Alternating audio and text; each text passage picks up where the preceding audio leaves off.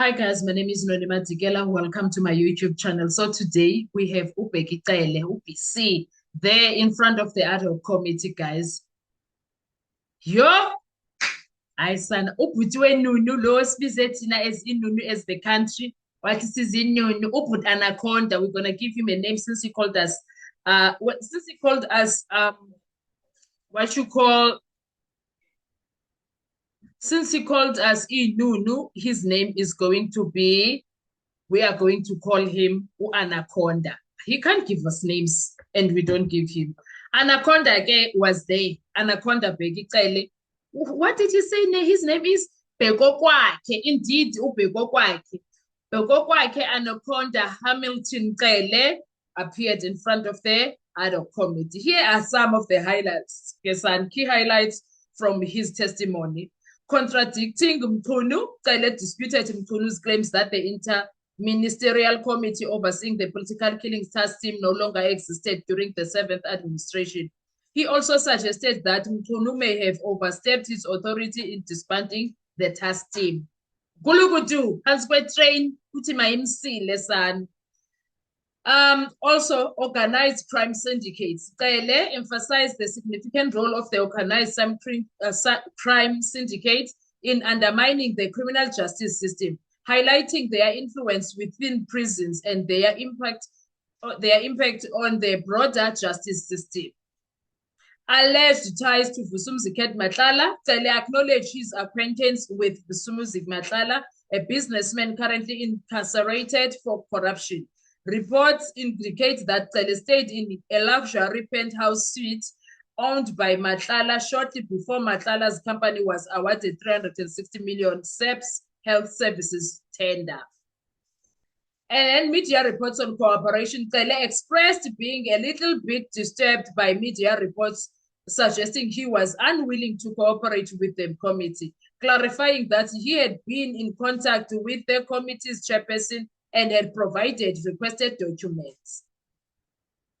So we all know why we are here, because the ad hoc committee has been established to deal with all the allegations that were made by General Nhlanhla Mkhwanazi on the 6th of July 2025.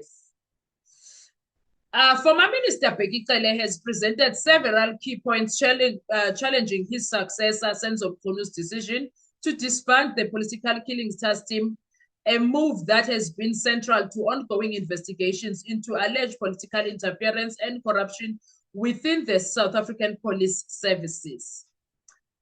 Number one, disagreements on authority. Cele, key points when it comes to this part.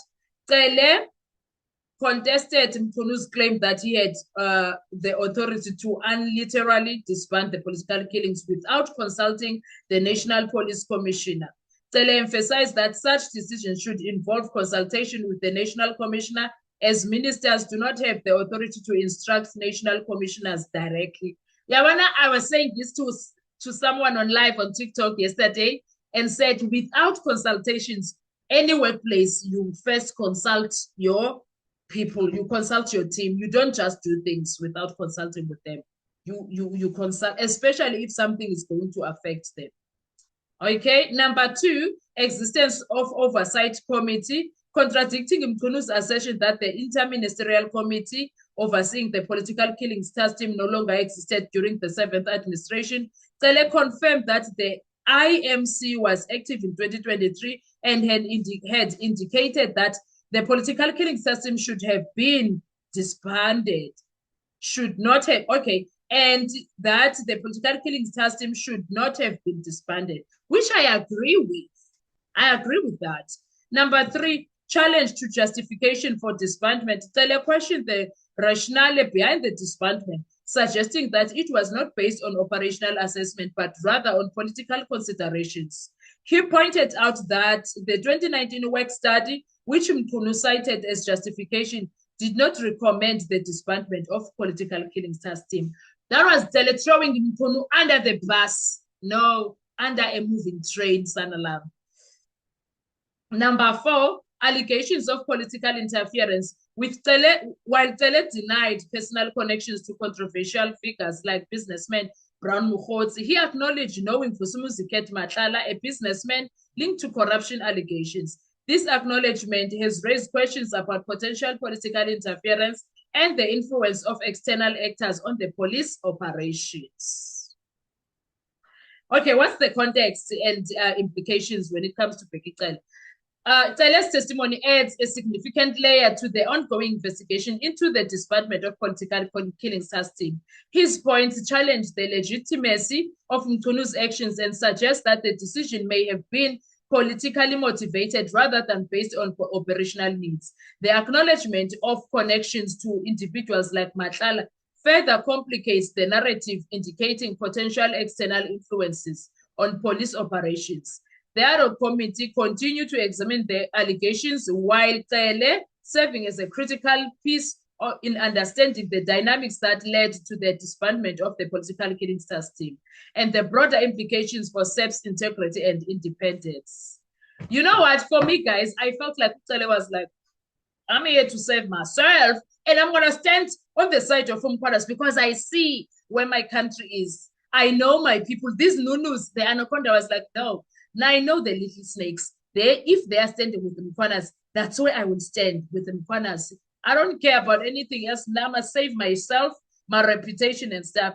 He doesn't care about anything else. He doesn't care about anything else. I guess he's like, so but for now, it's one serving for themselves. He's trying to save his ass. That's it. That's it in Nasan. Because what was he doing? He buried. The anaconda buried Mchunu. He was singing like a Canary Sanalam, telling whatever needs to be told. I hope when the time for questions comes, it's going to be. So, like, from the word go, you could sense Ubuti. Ubheki Cele is going to take shot left from Mchunu. He's like, sir, you are on your own. I'm pusher. Right under a moving train, he was like, Andizi Nasan. Andizi, you're gonna do this, you are on your own. Me, I'm not doing any of this. I'm not doing any of this with you. You are going to be on your own. Yo, so that's what's happening currently there. Go Pipa, ad hoc committee. That's what is currently happening, Kesan. Kunzima kubi kuyileyo nto nje akadlali uNdosi pha uyacula sana lami.